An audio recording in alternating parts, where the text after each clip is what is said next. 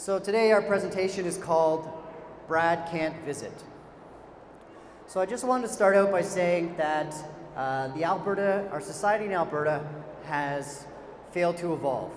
Our building industry in general, our construction industry in general has failed to evolve. And what do I mean by that? Well, basically a home that we built in 1950 is the same as the home we build now in 2025. And I know we have new building codes, we have updated energy efficiency, we have different gadgets and gizmos, open concept stopped being a concept a long time ago. But ultimately, one thing is still true. If this were 1950 and you or I were buying a home, my friend Brad wouldn't be able to visit us. And in 2025, if we were to go to a new subdivision right now and buy a home, my friend Brad still can't visit us. So why is that? Why can't Brad visit? And why do we refuse to evolve with how we build our housing? My name's Adam. I'm from Red Plaid Developments. We build exclusively accessible residential housing. And I'm Brad. I'm the co-founder and CEO of Disability Accessible by Design. We're a disability consulting firm here in Edmonton that helps businesses build through training, education, awareness, and of course, lived experience. So over the last little while, Brad and I have become really good friends. And he's got a big heart, and he's got a big appetite. The guy loves steak. So what do you do with a buddy that loves steak? Well, you have him over, for a couple beers, maybe watch a little bit of hockey. But there's one big problem. Brad can't visit me. My home's not accessible. I've got steps to get in, and the space inside is too small.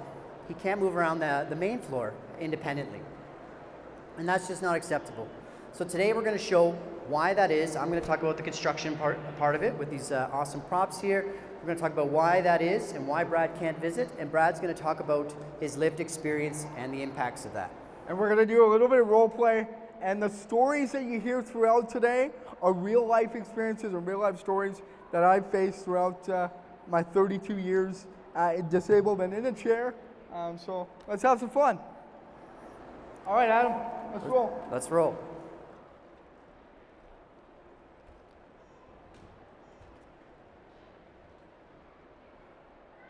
Hey, Brad, it's Adam. What's going on, man? Adam, what's going on, man? Not too much. Just throwing some steaks on, and of course I thought of you. Just wondering if you want to swing by, maybe watch a little bit of hockey. Hey, hockey, steaks, and a cold drink. Count me in. I'll be there. Okay, man. I'll see you soon. Hey, Adam, I'm here, man. I made it. Holy, how fast is that chair? It's pretty quick. With modern technology, we move pretty quick. Nitrous now. Buddy, good to see you. How you doing, man? Good. Yeah, I'm glad you finally made it. This is long overdue. Long overdue. Yeah. Come on in. We got a problem, Adam. I can't get up your steps unless I don't have a hovercraft yet. It's not 2050. We got a huge problem. Yeah, that's really my bad. I totally didn't think that through. I feel really bad. You know what, Brad? I'm a builder. I can figure this out. Just give me a couple minutes to think about this. Is this tell me this isn't the first time this has happened?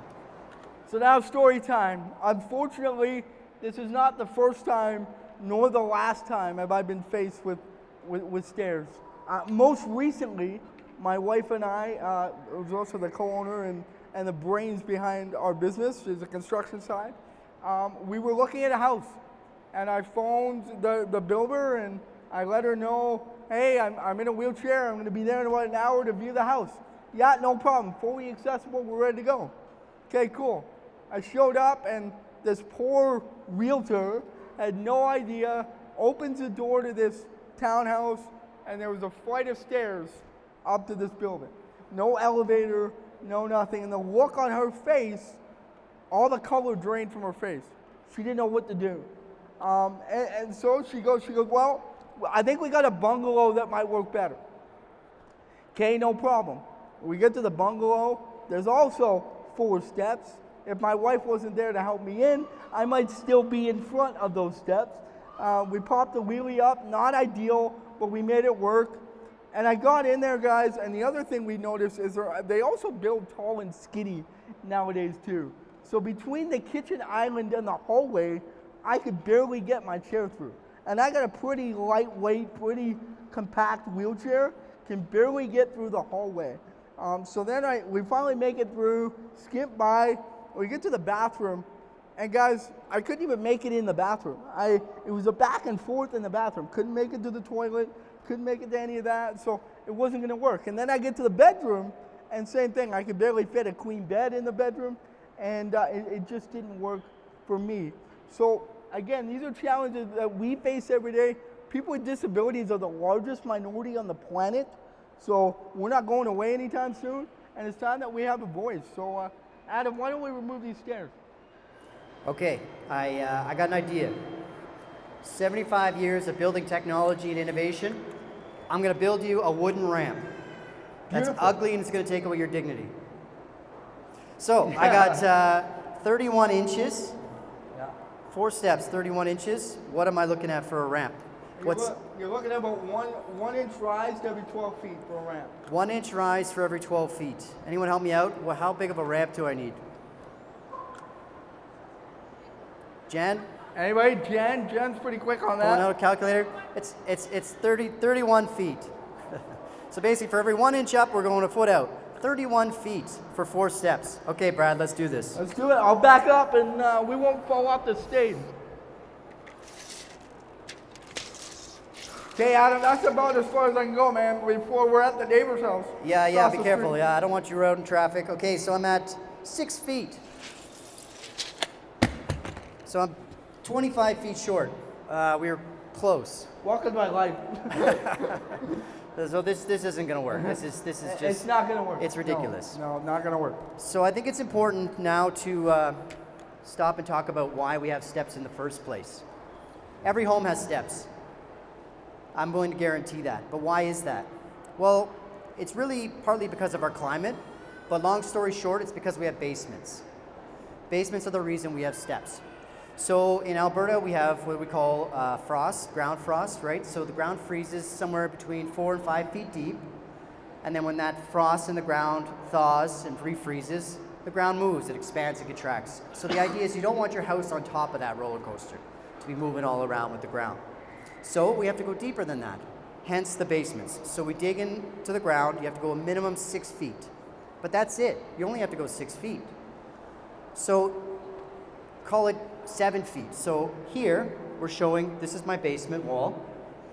This is the rim joist, we call it, and these are your floor joists. Thanks, Sue, for the props, appreciate it. So these are the floor joists here. So this is my floor. So I was standing up on the main floor, right? So even if I have a 9-foot ceiling in the basement, and say I dig down 7 feet, well, I still have 2 feet above the ground, plus my floor system, at a minimum another foot. So I'm basically close to 3 feet already, right? And that's if I went 7 feet. I could have went to 6 feet, and I would have had 3 feet and 4 feet up. So that's what's happening. Our houses are actually getting higher out of the ground, not lower. And why is that? This is my window to the basement. So the big thing is now everybody wants big basement windows. Lots of light, very comfortable. But the result of that is, again, our houses going up higher. They don't want window wells or shallow window wells, right? So what can we do about it? Well, again, we have the technology. We can do better. It just takes a little bit of forethought and planning. There's 2 options. One is to lower the basement, and the second is to do a whole new foundation. But we'll talk about lowering the basement first. So what happens if we dig an 8.5-foot hole for a 9-foot basement? Well, obviously, the window goes down underground. You end up with deep window wells. It's not ideal, but neither is my friend Brad not being able to visit. Then, instead of putting our floor system on top of our foundation, we can actually put it inside, hang inside on the foundation wall.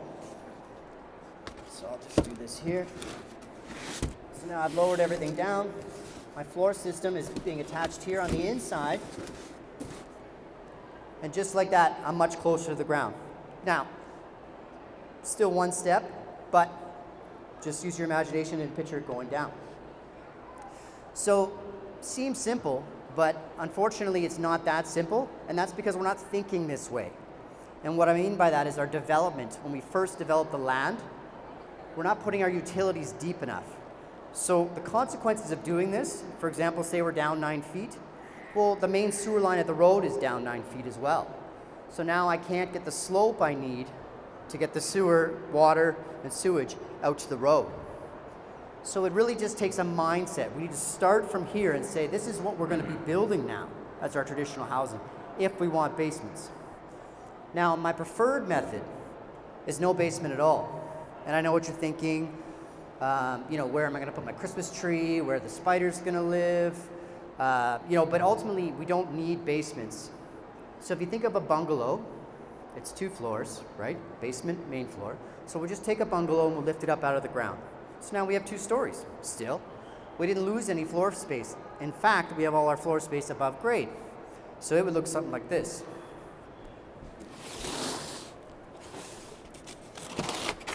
So pretty simple. So it would look like something like this. So it's just concrete on the ground. So now I don't have this floor system. My main floor is concrete. I don't have a wood floor system. I don't have to worry about it. I just have concrete on the ground and 2 stories up. Well, you say, well, Adam, what about that Frost roller coaster you were talking about? Well, again, we have the technology. So this is my screw pile. We ran out of prop time and money. We don't have the budget Scott McGilbert's got. So. Yeah. So this is my screw pile.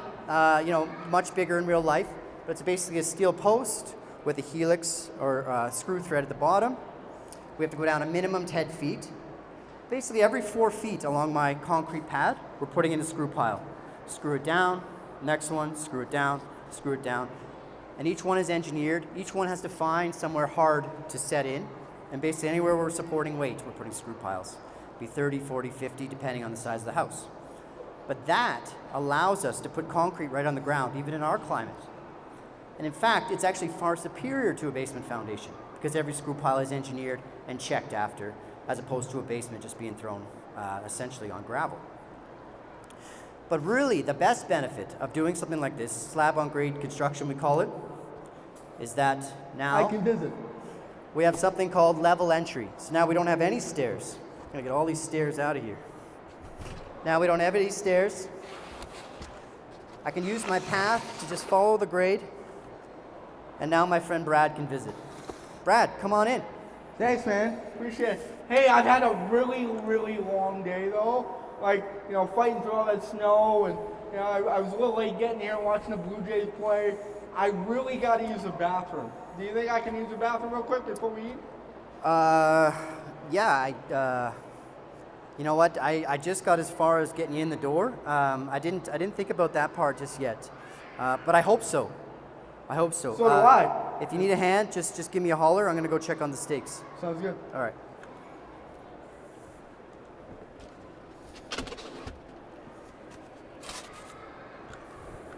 You want me to come? Yeah, I'll come this way.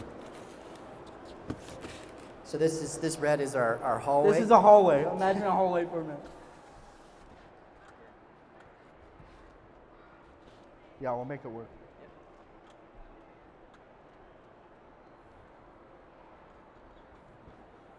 Uh-oh, we're not wide enough. Now, here's another story for you.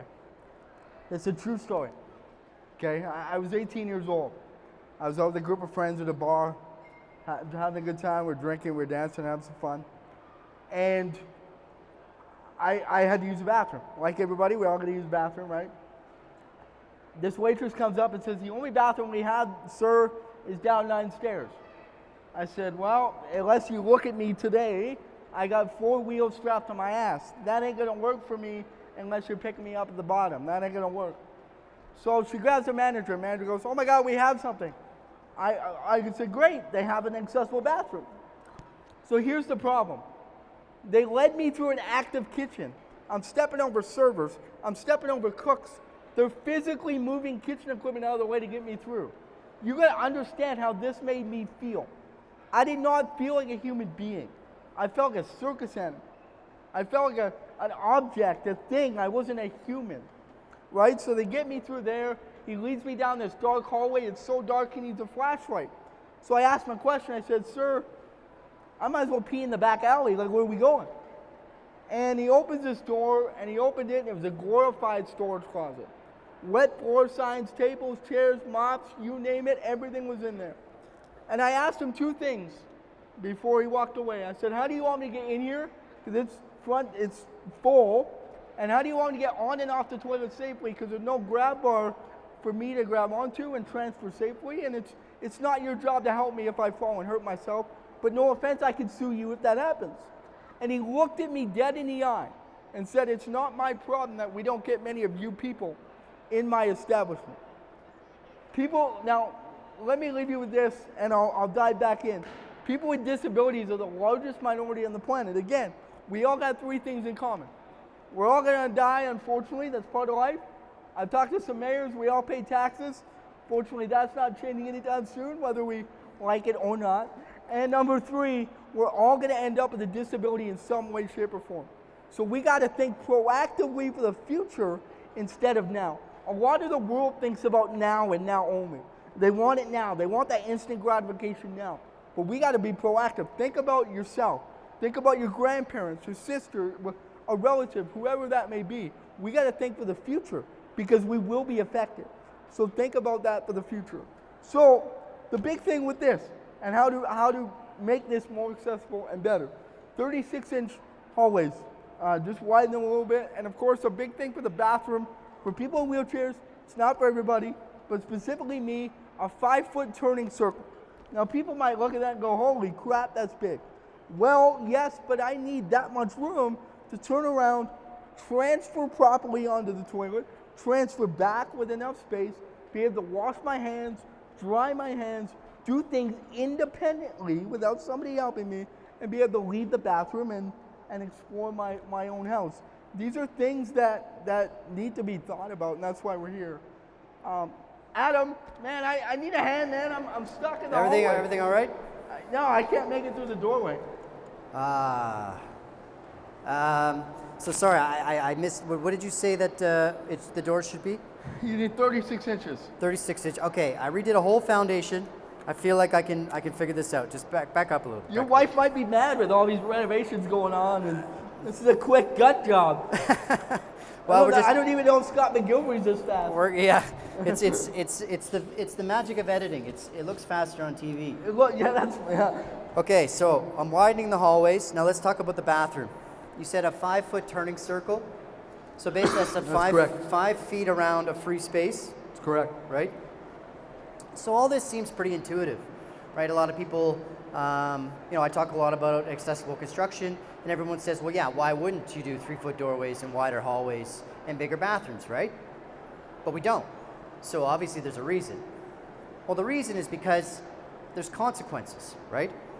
So when I make things bigger, I have to steal space from somewhere else. So I constantly get asked, why is accessibility more expensive than traditional construction? There's a couple reasons, but the biggest one being is that it needs more space. Accessibility needs approximately 10% more space than traditional housing if we're not sacrificing anything. So just by making wider doors, bigger hallways, bigger bathrooms, now all of a sudden my living room is a little bit smaller, my kitchen is a little bit smaller, your walk-in closet, you name it, right? So we're taking space from one place and putting it in another. Now, there's a lot of psychology in that, as far as we only notice it because we're comparing. So just like open concept that I talked about briefly there in the beginning, at some point it just becomes reality. So we don't say now, oh, I really miss all those walls we used to have. I had so many pictures in a pile. I know where to hang them. Well, eventually our hope is that wider doors, bigger bathrooms, wider hallways would be the same way. We're calling it Brad Can Visit concept. Yeah. You don't I like it. Let's coin it. Okay. Let's coin it. It's a working title. Stop that on Friday. Working title. I could be like, hey, I just bought a house. It's got this new Brad Can Visit concept. Yeah. Even 25 years after every's doing it, we'll still call it that. But it's not even me can visit your parents, your grandparents, whatever that is. Like, just it benefits. Accessibility benefits everybody. Like, we all are faced with it and use it every single day, whether we see it or not. Well, the whole idea is that if builders and the community, we're all starting from that place in the beginning. We're starting with this wider, more space. It just is, right? So it's right now it's the icebreakers, the people that are looking at a traditional floor plan and saying, you know what, I'm going to increase the size of this, increase the size of that. And of course the builder's going to say, well, you need 10% more space, right? But if we just started there and this was the house floor plan, you'd make it work, right? The living room would just be the living room. The kitchen would just be the kitchen. So it's a mindset thing. Just like open concept is just, it's not a concept, it's just how we build houses now. They all have it, right? Why do we mention it? We still do. I don't know why, right? So our hope is that by doing this presentation, by talking about the impacts and the construction, is that eventually Alberta will evolve. So we're going to take some questions. Brad's going to do a little sign off. We'll take some questions if anybody has some. So I'll leave you. I want to leave you with I hope a powerful message today. Again, I want to be able to visit. I want to be able to visit everybody. And the big challenge we have in Alberta, and not many might not know this, Alberta is the only province right now that does not have a disability legislation, meaning there is no accountability for building, for designing, for architectural, there's nothing. They just kind of build it. They follow Alberta Building Code, and that's about it. But Alberta Building Code is the bare minimum. Where in our business, and me and my wife's concept, is we follow something called universal design. So universal design, there's 7 building principles in universal design that will make a house or a building more accessible and more inclusive. And again, it's been an honor to be able to kind of be the trailblazer in this province. In 3 years in this field, we've been able to build a couple arenas. We're helping the River Cree in their expansion. So the more and more that we continue and build with accessibility in mind, the world's going to become a better place. And we talked about a few of these things today: eliminating stairs, eliminating basements, making wider hallways and doorways for bathrooms. Just a couple things to think about. So I hope you found some value today, and now we'll take some questions. And I can see you. It's not TV. I can see you, so we'd love to take questions. So Alberta, to sign off, Alberta in our construction industry and in our society in general, we fail to evolve. So our hope, like I said, is just to bring awareness. When you go home tonight, take a look and see in your own house. Can Brad visit you? Me, I know that one day we will have steaks and we'll probably watch the Oilers lose.